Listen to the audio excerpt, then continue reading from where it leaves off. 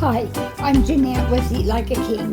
Today I'm going to show you how to put together a quick and easy no-meat meal. This is actually been one of my favorites. One of my favorite restaurants in the area is it's a Cheesesteak sub sandwich shop, but I don't particularly often buy their subs because they're fairly expensive. On the other hand, they have a side dish that I just really love, and it meets the requirements to make a healthy meal. They call it their ultimate fries, and basically they are French fries that have toppings on them that will balance out an entire meal. I put together one of these dishes, and I'm going to show you how to do it today. And then after I put it together, that is my meal. I may add another vegetable to it, but it has everything that I have to have nutritionally to make it work. So let's get started, and let me show you how this works. And after it's over, I'll also break down the cost of what it costs to prepare this. Now, I cook multiple days worth of meals at a time, and so I cook in batches. And so preparing this recipe, I'm actually going to be preparing, I think there are 14 different main dishes that are being prepared now. And in my kitchen, I package them individually for individual servings so that they're quick and easy to pull out of the freezer, stick in the microwave, heat up, and we have dinner and nothing flat. It makes it nice because everybody in the family is able, they don't want what's on the menu for that night. There's always something else in the freezer that they can get. So anyway, let's go ahead and let me show you how this works. Hey, this is a photograph of the actual location that I like to visit. The restaurant's name is Charley's Philly Steaks, and they make really great sandwiches and wings. But like I said, my favorite is their ultimate fries. And this is a photograph of a pic of their version of the ultimate fries.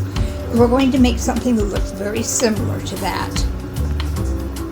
Okay, the base for the recipe are French fries, and I actually enjoy shopping in bulk. One of the places that I shop is Walmart, and I purchased a 5-pound bag of their frozen crinkled cut French fried potatoes. As you can see, the entire bag costs $7.97. When I first got the idea of starting to make these at home, I looked around to see if I could find cheese sauce that was just basic cheddar cheese sauce, and I couldn't find it locally.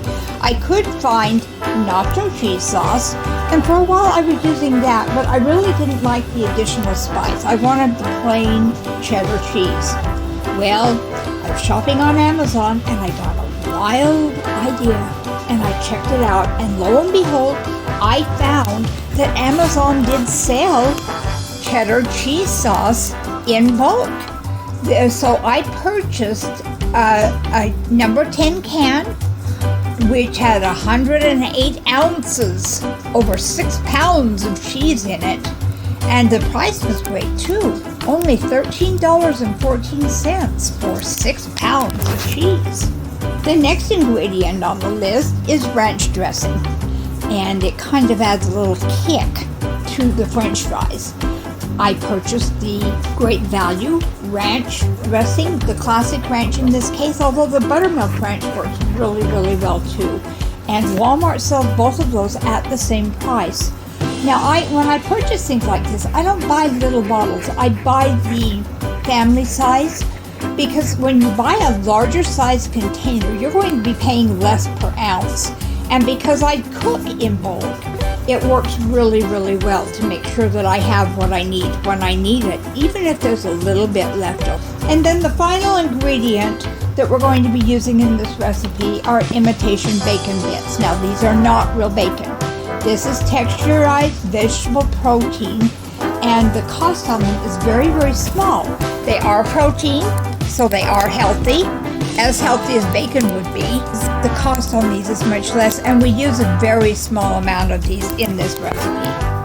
To begin the process of making this, what I did was I took the individual freezer containers that I work with that are designed for use for individual meals that you prepare, freeze, and then cook in your microwave. I added 6 ounces of French fries in each one of them, it actually ended up being about between half and 3/4 of a cup per container. And that was the first step. The next step in the recipe was to add the cheese sauce. Now, what I did was I opened the big can and I spooned just a little bit over half a cup of the cheese sauce into each particular dish. Now, it doesn't, when you do it, it doesn't look like a whole lot. But the thing is, when these go in the microwave, the cheese sauce softens and it dribbles down through and really gets into everything, so you don't need more than this. But this is cheese sauce. It has protein in it, but it is not meat. And and I'm going to stress that a lot, because one of the things that I work very, very hard to do is to stay within the federal guidelines for the amount of meat that is recommended. We in this country eat way, way, way too much meat, and it's not good for our health. It's not healthy, it's unsafe, it causes heart disease, it can cause cancer. There are all sorts of problems that come with it, and we don't need that much meat in order to satisfy what our bodies have to be healthy. And so, one of the things that we do at Eat Like a King is work really hard at finding ways that we can prepare meals that don't use meat and yet are satisfying to the people who eat them. And the next thing we want to do is give each one of our ultimate fry servings a kick. That's what the purpose of the ranch dressing is. It adds an extra little push and punch to it that makes it really tasty. But here again, it doesn't require a lot. There's only a couple of ounces of sauce on each one of these, actually between 1 and 2 ounces. 1 ounce of the dressing is like 2 tablespoons. And I actually, on most of these, I think I didn't measure it directly, but when I squirted it from the bottle, I tried to eyeball it to figure we'd have between 2 and 3 tablespoons on each one of them. And then the final step to put this together is to sprinkle it with the TVP bacon bits. Now, Charley's actually puts a few more on it than we like. This is something that we like to use pretty much as a garnish, add a little bit of color and a little bit of flavor. But we don't want a whole lot of bacon flavor involved here. And so the bacon bits go a really, really long way in our house. You can do whatever it is that works the best for your family with your personal tastes. Okay, all that's left is to put the lids on them and label them and stick them in the freezer. That way we will have them when we need them throughout the next few weeks. And as you can see, there are 14 servings of this already set up. Okay, using the Eat Like a King plan, the cost at home to create these ultimate French fries, the fourth column is what it costs of that particular ingredient to put it in one serving of this particular recipe. And if you look at the top line of that fourth column, you're going to see that the cost was only $1.15. So if you found this video helpful and you'd like to find more ways of saving money on groceries for your family, be sure to subscribe to this channel and share it with your friends. Let's let everyone know what it can mean if they could learn how to save that kind of money on their groceries. And if you'd like this recipe and the breakdown on how to put it together, if you'll click on the link below the video, I will send it to you. We'll also register you for other things that we're offering to help you save money on your groceries.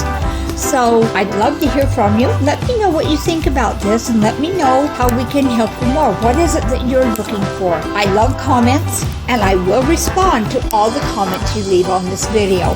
So thanks for watching. I look forward to talking to you soon, and do get your recipe ordered so you can get in on all of the benefits of being part of Eat Like a King.